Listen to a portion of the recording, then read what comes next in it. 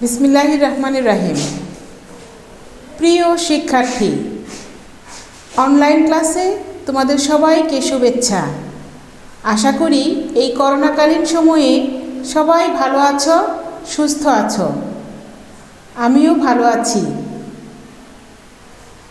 আজকে যারা ষষ্ঠ শ্রেণী থেকে সপ্তম শ্রেণীতে নতুন পদার্পণ করেছ, তাদের সবাইকে জানাই আমার প্রাণ ঢালা রক্তিম শুভেচ্ছা ও অভিনন্দন।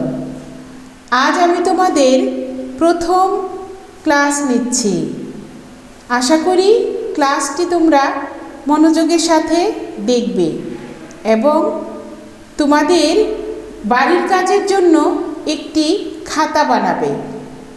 আমি তোমাদেরকে প্রত্যেক ক্লাসের শেষে কিছু কাজ দিব, এগুলো তোমরা তোমাদের বাড়ির কাজের খাতায় লিখবে এবং শিখবে। আমি Shahid academic school, city campus, Tangail থেকে তোমাদের কলি ম্যাম, তোমাদের খুবই প্রিয় কলি ম্যাম তোমাদের বিজ্ঞান পড়াবো।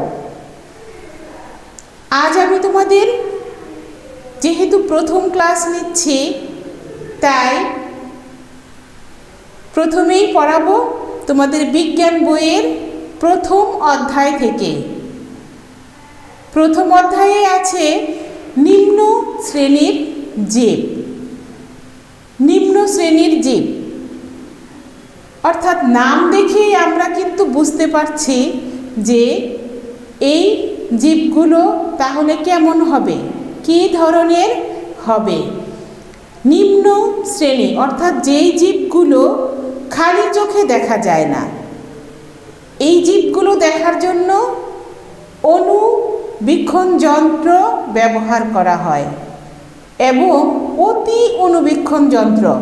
কিছু কিছু জীব আছে যে সাধারণ অণুবীক্ষণ যন্ত্র দিয়েও দেখা যায় না, তাদেরকে ইলেকট্রন মাইক্রোস্কোপ দিয়ে দেখতে হয়। আমরা সেই জাতীয় জীব নিয়ে আজ এখানে আলোচনা করব। এখন নিম্ন শ্রেণীর জীবের ভিতরে কি কি জীব আছে, কাদেরকে নিম্ন শ্রেণীর জীব বলা হয়? তোমরা এর পূর্বের ক্লাসে ষষ্ঠ শ্রেণীতেও এগুলো পড়েছ, যেমন ভাইরাস, ব্যাকটেরিয়া, ছত্রাক, শৈবাল, অ্যামিবা ইত্যাদি। এইসব জীব খালি চোখে দেখা যায় না, তাই এদেরকে নিম্ন শ্রেণীর জীব বলা হয়। আবার এদের মধ্যে ভাইরাস, ব্যাকটেরিয়া ও অণুবীক্ষণ যন্ত্র ছাড়া দেখা যায় না। এরা অণুজীবের অন্তর্ভুক্ত। যেগুলো আমরা অণুবীক্ষণ যন্ত্র ছাড়া দেখতে পাই না, সেগুলোকে কি বলা হয়? অণুজীব। তাহলে যদি বলা হয় যে অণুজীব কি, অণুজীব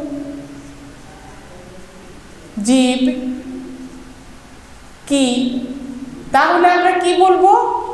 যে যে সকল জীব অণুবীক্ষণ যন্ত্র ছাড়া দেখা যায় না তাদেরকে অণুজীব বলে, যেমন ভাইরাস, ব্যাকটেরিয়া, অ্যামিবা ইত্যাদি।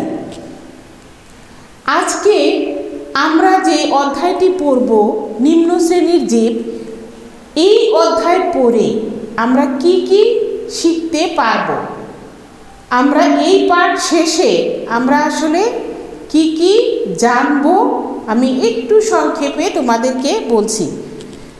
এই অধ্যায় পাঠ শেষ করে আমরা অণুজীবের বৈশিষ্ট্য ব্যাখ্যা করতে পারব। আমাদের যখন এই অধ্যায়টি পড়া শেষ হয়ে যাবে, তখন আমরা অণুজীবের বৈশিষ্ট্য ব্যাখ্যা করতে পারব, অণুজীবের শ্রেণীবিন্যাস করতে পারব। অণুজীবের কি করতে পারবো আমরা? যে এগুলো শ্রেণীবিন্যাস কেমন হয়, সেটা কোন শ্রেণীতে কোন জীবগুলো পড়বে সেটা আমরা ব্যাখ্যা করতে পারবো। ভাইরাস, ব্যাকটেরিয়া ও অ্যামিবার বৈশিষ্ট্য বর্ণনা করতে পারবো। তাহলে আমরা কি করতে পারবো? ভাইরাস, ব্যাকটেরিয়া ও অ্যামিবার বৈশিষ্ট্য বর্ণনা করতে পারবো।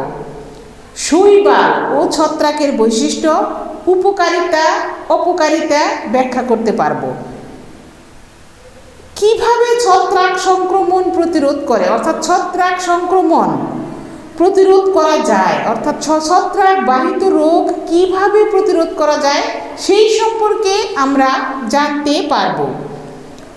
ছত্রাকজনিত যে সকল রোগ হয় সেগুলো সংক্রমণের বিষয়ে সচেতন হব এবং অন্যদের সচেতন করব। মানবদেহে স্বাস্থ্য ঝুঁকি সৃষ্টিতে ভাইরাস, ব্যাকটেরিয়া ও অ্যান্টামিবার ভূমিকা ব্যাখ্যা করতে পারবো। দেখো, বর্তমান সময়ে যখন আমরা ক্লাস করতে পারছি না কেন, ভয়াবহ করোনার আক্রমণ। করোনা কি একটি ভাইরাস, তাহলে করোনা ভাইরাস কি খালি চোখে দেখা যায়? দেখা যায় না। এটা হচ্ছে ইলেকট্রন অণুবীক্ষণ যন্ত্রের সাহায্যে দেখতে পাওয়া যায় এবং এই ভাইরাসের আক্রমণে আজ বিশ্ব থমকে গেছে। এটি কিন্তু একটি অণুজীব। এই ভাইরাসের কারণেই আমরা ক্লাস করতে পারছি না দীর্ঘ প্রায় 1 বছর যাবৎ। কিন্তু আমাদের তো ঘরে বসে থাকলে চলবে না, আমাদের লেখাপড়াটাকে চালিয়ে যেতে হবে। তাই আজ অনলাইনের সাহায্যে তোমাদের কাছে আমাদের এই পড়াগুলো আমরা পৌঁছে দিতে চাই এবং তোমরা সেগুলো সাদরে গ্রহণ করবে এবং মন দিয়ে লেখাপড়া করবে। এখন আমি শুরু করতে যাচ্ছি তোমাদের অণুজীব জগৎ পাঠ 1-2। আমরা আজ পড়ব কি? পাঠ 1-2। পাঠ 1 থেকে 2। পাঠ 1-2 আছে অণুজীব জগৎ। কি আছে? অণুজীব জগৎ। এই অণুজীব জগৎটা কি? যে আমাদের চারপাশে আমরা অনেক জীব দেখতে পাই। এইসব জীব ছাড়াও আমাদের পরিবেশে অনেক জীব আছে যেগুলো খালি চোখে দেখা যায়, আবার অনেক জীব আছে যেগুলো খালি চোখে দেখা যায় না। আর এদের যদি কোষীয় গঠন পর্যবেক্ষণ করা হয় তাহলে দেখা যায় যে এই অণুজীবগুলোর কোনো নির্দিষ্ট নিউক্লিয়াস সুসংগঠিত নয়। নিউক্লিয়াসের বাংলা হচ্ছে কেন্দ্রিকা যুক্ত সুগঠিত কোষও নেই, অর্থাৎ নিউক্লিয়াস সুগঠিত নয় এবং কোষও সুগঠিত কোষ নয়। এরা অণুজীব নামে পরিচিত। তাহলে এখান থেকে আমরা কিন্তু বলতে পারি যে অণুজীব কি বা অণুজীব কারা। তোমরা 6ষ্ঠ শ্রেণীর বইয়ে পড়েছ মার্গুলিস এবং হুইটেকারের জীবজগৎ। আমরা 6ষ্ঠ শ্রেণীর বইয়ে কিন্তু এটা দেখেছি যে বিজ্ঞানী মার্গুলিস এবং হুইটেকার সমগ্র জীবজগৎকে 5টি রাজ্যে ভাগ করেছিল। আজ আমরা অণুজীব জগতের শ্রেণীবিন্যাস দেখব যে অণুজীব বিজ্ঞানীরা এই অণুজীব জগৎকে 3টি রাজ্যে ভাগ করেছে।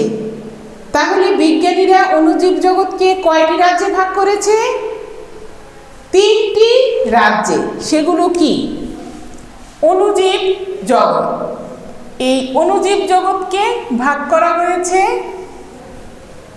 3টি রাজ্যে। রাজ্য 1, রাজ্য 2, রাজ্য 3। 3টি রাজ্যে ভাগ করেছে অণুজীব বিজ্ঞানীগণ অণুজীব জগৎকে। সমগ্র অণুজীব জগতের যে 3টা রাজ্য আছে তার রাজ্য 1-এ কোন শ্রেণীর জীব রয়েছে? রাজ্য 1-এ রয়েছে এ ক্যারিওটা। রাজ্য 1-এ রয়েছে এ ক্যারিওটা। ক্যারিওটা। রাজ্য 2-এ রয়েছে প্রোক্যারিওটা। কি বললাম আমি? প্রোক্যারিওটা। রাজ্য 2-এর অন্তর্ভুক্ত প্রোক্যারিওটা।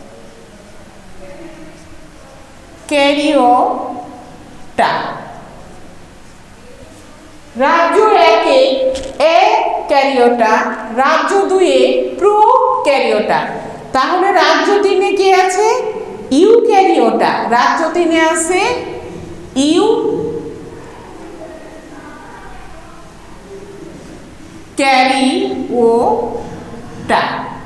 রাজ্য 3-এ ইউক্যারিওটা। এখন আমরা পৃথক পৃথকভাবে রাজ্য 1, রাজ্য 2 এবং রাজ্য 3-এর জীবেদের বৈশিষ্ট্য কি সেই সম্পর্কে জানব। রাজ্য 1-এ অ্যাক্যারিওটা। অ্যাক্যারিওটাকে বলা হয় অকোষীয়। অ্যাক্যারিওটা বা এরা হচ্ছে এরা অকোষীয়। অ্যাক্যারিওটা অকোষীয়। এই অণুজীবগুলো খুবই ছোট, এত ছোট যে সাধারণ আলোক অণুবীক্ষণ যন্ত্রে এদের দেখা যায় না। রাজ্য 1-এ যেসব জীব রয়েছে এরা অকোষীয়। এরা এত ছোট, এত ক্ষুদ্র যে সাধারণ আলোক অণুবীক্ষণ যন্ত্র দিয়ে এদেরকে দেখা যায় না। তাহলে এদেরকে কিভাবে দেখা যায়? তোমরা কি বলতে পারছো কিভাবে দেখা যায়? এদের দেখার জন্য ইলেকট্রন অণুবীক্ষণ যন্ত্র ব্যবহার করা হয়। কাদের দেখার জন্য?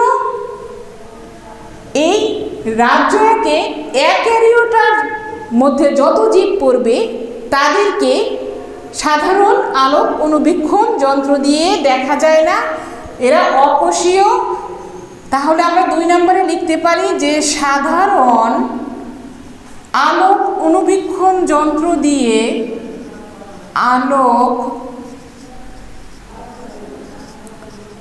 অণুবীক্ষণ যন্ত্র দিয়ে এদের দেখা যায় না। দেখা যায় না। তাহলে কি দিয়ে দেখব?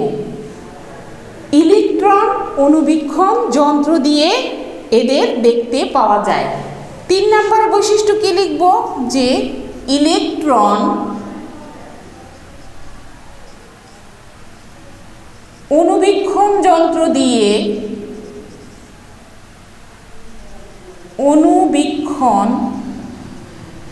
যন্ত্র দিয়ে এদের দেখতে হয়। এদের দেখতে হয়। তাহলে উদাহরণ কি? কারা? এরা কারা? যেমন ভাইরাস, যেমন ভাইরাস। ভাইরাস কোন রাজ্যের অণুজীব? বলতে পারবে নিশ্চয়ই সবাই যে ভাইরাস রাজ্য 1 এর অণুজীব অ্যাক্যারিওটা।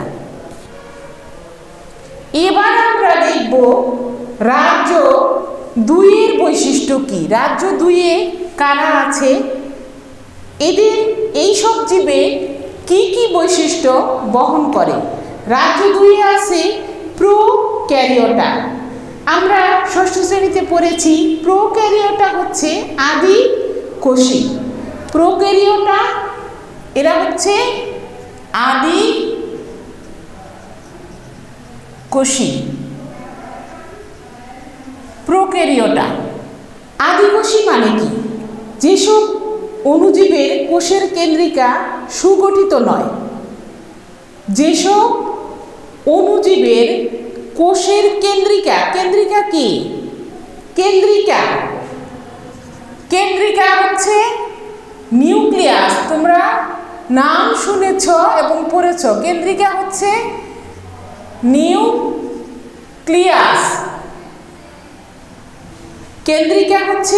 নিউক্লিয়াস। তাহলে প্রোক্যারিওটা রাজ্যে যেসব অণুজীব রয়েছে তারা আদিকোষী এদের কোষের কেন্দ্রিকা নিউক্লিয়াস সুগঠিত নয়। তাহলে কোন রাজ্যের অণুজীবদের কেন্দ্রিকা সুগঠিত নয়? লক্ষ্য করো, কোন রাজ্যের অণুজীবের কেন্দ্রিকা বা নিউক্লিয়াস সুগঠিত নয়? তোমরা অবশ্যই বলতে পারবে, এটা হচ্ছে রাজ্য 2, প্রোক্যারিওটা। কেন্দ্রিকা সুগঠিত নয় বলেই এদেরকে কি বলা হচ্ছে? আদি কোষী। কেন্দ্রিকা সুগঠিত নয়। তাহলে আমরা 2 নম্বর বৈশিষ্ট্যে লিখতে পারি যে এ রাজ্যে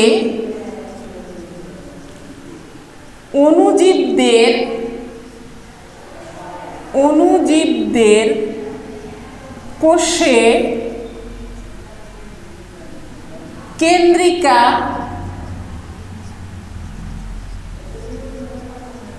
সুগঠিত নয়।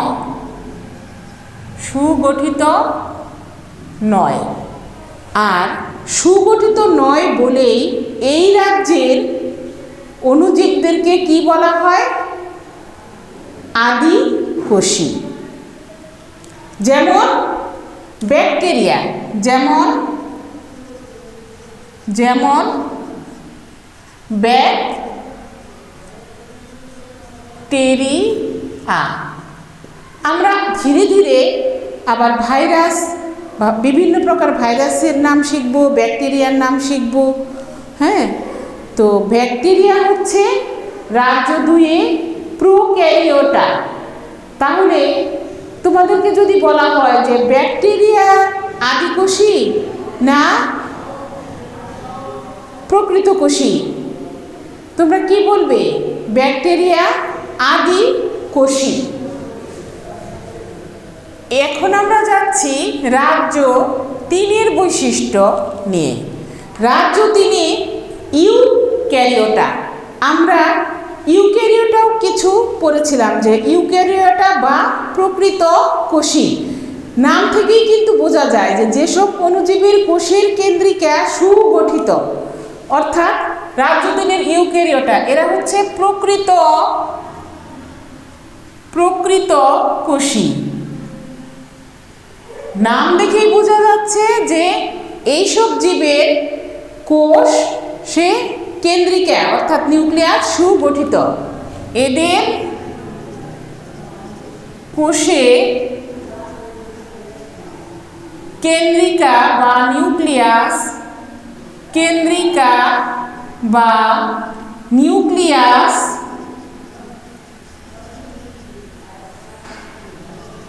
সুগঠিত। আর এদের কেন্দ্রিকা সুগঠিত বলেই এদের নামকরণ করা হয়েছে যে এরা প্রকৃত কোষী। এখন কিছু প্রকৃত কোষী অণুজীবের নাম বলো। তাহলে প্রকৃত কোষী অণুজীবের নাম কি হতে পারে? শৈবাল, ছত্রাক, প্রোটোজোয়া। আমরা উদাহরণ কি বলতে পারি? শৈবাল, ছত্রাক, প্রোটোজোয়া।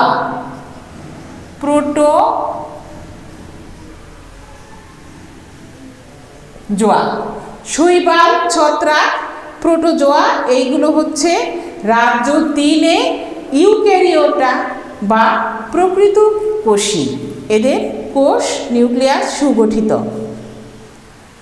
তাহলে আজকে তোমরা বাড়ির কাজ করবে, সেগুলো কি করবে? এই পর্যন্ত আমি যতটুকু পড়ালাম এই অণুজীব জগতের শ্রেণীবিন্যাস টেবিল আঁকবে, একে প্রত্যেকটি রাজ্যের 2টি করে বৈশিষ্ট্য এবং উদাহরণ লিখবে। তাছাড়া ছোট ছোট 5টি প্রশ্ন, সংক্ষিপ্ত প্রশ্ন লিখে উত্তর লিখে শিখবে। আশা করি আজকের ক্লাসটি তোমাদের খুব ভালো লেগেছে এবং তোমরা খুব মনোযোগের সাথে ক্লাসটি দেখেছো। পরবর্তীতে 7ম শ্রেণীর শিক্ষার্থীরা আমি আবার তোমাদের সামনে হাজির হব পাঠ 3-4 ভাইরাস ও ব্যাকটেরিয়া নিয়ে। তোমাদের সাথে কথা বলবো, আলোচনা করব। আশা করি তোমরা একটু বইটা পড়বে, 2-3 পৃষ্ঠা পড়ে ক্লাস দেখবে, তাহলে তোমাদের কাছে আরও ভালো লাগবে। সবাই ভালো থেকো, সুস্থ থেকো, সুন্দর থেকো। আল্লাহ হাফেজ।